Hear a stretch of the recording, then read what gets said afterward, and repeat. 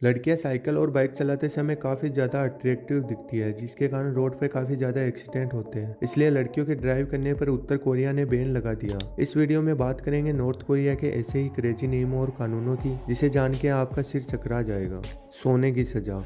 आपने कभी स्कूल या मीटिंग के दौरान झपकी ली है? हो सकता है इसके लिए आपको टीचर या बॉस की डांट पड़ी हो, लेकिन अगर आप उत्तर कोरिया में होते तो इसकी सजा होती मौत। साल 2015 में उत्तर कोरिया के डिफेंस मिनिस्टर होन योंग चोल को एक मिलिट्री रैली के दौरान झपकी लेने के लिए पब्लिक के सामने एंटी एयरक्राफ्ट गन से शूट कर दिया गया, ताकि कोरिया के प्रेसिडेंट पब्लिक को यह संदेश दे सके कि हमारे देश में सुस्ती और अनुशासनहीनता बर्दाश्त नहीं की जाएगी। इसके एक साल बाद 2016 में उत्तर कोरिया के एजुकेशन मिनिस्टर को भी मौत की सजा दी गई, क्योंकि वो पार्टी रैली में गलत तरीके से बैठे थे। झपकी लेने और गलत तरीके से बैठने की सजा भी इतनी खतरनाक हो सकती है। Hair style. उत्तर कोरिया में अपनी मर्जी का हेयर कट लेना एक अपराध है। किम जोंग उन ने 2013 में 28 हेयर स्टाइल की एक लिस्ट अप्रूव करी थी, जिसमें 18 हेयर कट लेडीजों के लिए और 10 जेंट्स के लिए थे। यहाँ जेंट्स 2 इंच से ज्यादा लंबे बाल नहीं रख सकते, लेकिन हाँ, अगर आपकी एज 60 साल से ऊपर है तो आप 3 इंच तक बाल बढ़ा सकते हैं। जबकि लेडीजों में मैरिड लेडीज ही छोटे बाल रख सकती है। अनमेरिड लेडीज को लंबे और हल्के कर्ल बाल रखने कंपलसरी है, और अगर कोई सरकार की बताई गई लिस्ट से अलग हेयर स्टाइल रखता है तो उसे सख्त सजा मिलती है। मूवी और म्यूजिक पर बैन। 2015 में किम जोंग उन ने सभी विदेशी गानों और फिल्मों पर बैन लगा दिया, जिसके बाद उत्तर कोरिया में विदेशी फिल्में और म्यूजिक सुनना एक क्राइम माना जाता है, और अगर कोई मूवी देखते या शेयर करते पकड़ा गया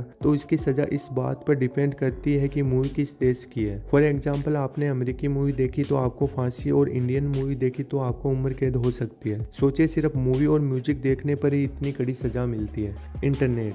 उत्तर कोरिया का अपना अलग से क्वांगम्योंग नाम का एक सरकारी इंट्रानेट है, जिसमें सिर्फ 28 वेबसाइट होती है, जिन पे भी सरकार हर वक्त नजर रखती है, जिसे भी आप एक लिमिट तक ही यूज कर सकते हैं। यहाँ तक कि वाईफाई पर भी बैन है। अगर आप विदेशी इंटरनेट या साइट का यूज करते पकड़े गए तो आपको जेल में डाल दिया जाएगा। उत्तर कोरिया में इंटरनेशनल कॉल करना भी एक क्राइम है। अगर आपको दूसरे देश में अपनी फैमिली से कॉन्टेक्ट करना है तो इसके लिए आपको सरकार से परमिशन लेनी पड़ेगी।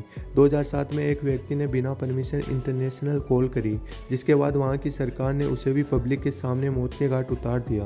उत्तर कोरिया की सरकार का मानना है कि बाहरी दुनिया से कांटेक्ट करना उनके देश के लिए खतरा है। सोचिए, विदेशियों से बात करने पर इतनी कड़ी सजा मिल सकती है, जबकि हमारे यहाँ तो लौंडे सोशल मीडिया से दूसरे देशों की शादियां तुड़ा के खुद का घर बसा रहे हैं। उत्तर कोरिया में टीवी पर भी सिर्फ 3 चैनल आते हैं, वो भी सरकारी चैनल, जिन पर दिन भर बस किम जोंग उन और उनकी फैमिली के बारे में दिखाते रहते हैं।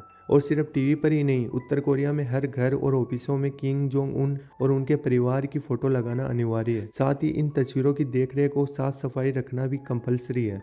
अगर इन पर थोड़ी भी धूल चढ़ी दिखी तो यह कानून का उल्लंघन माना जाएगा और आपको सजा दी जाएगी। फॉर एग्जाम्पल, 2017 में एक महिला को इस मामले में जेल की सजा दी गई, क्योंकि उसने घर में आग लगने पर किम जोंग उन की फोटो की जगह अपने बच्चों को बचाया। देख रहे हो, केवल तस्वीरों के लिए इतनी कड़ी सख्त सजा। हमारे यहाँ तो आए दिन सोशल मीडिया पर लोग सरकार को गालियां देते देखे जा सकते हैं। यहाँ तक कि लोग तो वीडियो बना के प्राइम मिनिस्टर तक को हिटलर बता देते हैं। खैर, हम नॉर्थ कोरिया की बात कर रहे हैं, और यहाँ के कानून इतने सख्त है कि अगर कोई क्राइम करता है तो उसे अकेले को सजा नहीं मिलती, बल्कि पूरे परिवार को सजा मिलती है। यहाँ तक कि कभी कभी ये सजा 3 पीढ़ियों तक चलती है, जिसके कारण यहाँ की जेलों में हर कैदी का बच्चा अपनी माँ को ये कहते हुए मिल जाएगा, बाप का, दादा का, भाई का, सबका बदला लेकर सिर्फ फैजल।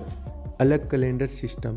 उत्तर कोरिया में वहाँ का खुद का कैलेंडर चलता है, जिसका नाम है जूचे कैलेंडर, जिसकी शुरुआत होती है वहाँ के एक्स प्रेसिडेंट किम इल सुंग के जन्म 15 अप्रैल 1912 से। यानी कि जहां दुनिया 21वीं सदी में है, वहीं उत्तर कोरिया में जूचे का 113वां साल चल रहा है। किम इल सुंग की मौत 8 जून को हुई, जिसके कारण यहाँ 8 जून एक स्पेशल दिन होता है, जिस दिन आप ना तो किसी से हंस मुस्कुरा के बात कर सकते हैं और ना ही ऊंची आवाज में। इस दिन पूरे देश में सारे प्रोग्राम और फंक्शनों पर बैन होता है, और अगर आप कहीं हंसते खेलते पार्टी करते दिख गए तो आपको पकड़कर जेल में डाल दिया जाएगा। ड्राइविंग और ड्रेसों पर बैन। उत्तर कोरिया ने अपनी राजधानी प्योंगयांग में साइकिल चलाने पर एक समय पूरी तरह बैन लगा दिया था। यहाँ के नेताओं ने सोचा कि इससे देश में 4 व्हीलर की संख्या बढ़ जाएगी, लेकिन यहाँ की जनता आर्थिक रूप से इतनी स्ट्रॉन्ग नहीं थी कि गाड़ी मोटर खरीद सके, जिसके कारण 1991 में उत्तर कोरिया की अर्थव्यवस्था पूरी तरह से बर्बाद होने लगी, जिससे ज्यादातर पब्लिक इतनी गरीबी में जीने लगी कि कार तो दूर खाना खरीद पाना भी मुश्किल हो गया।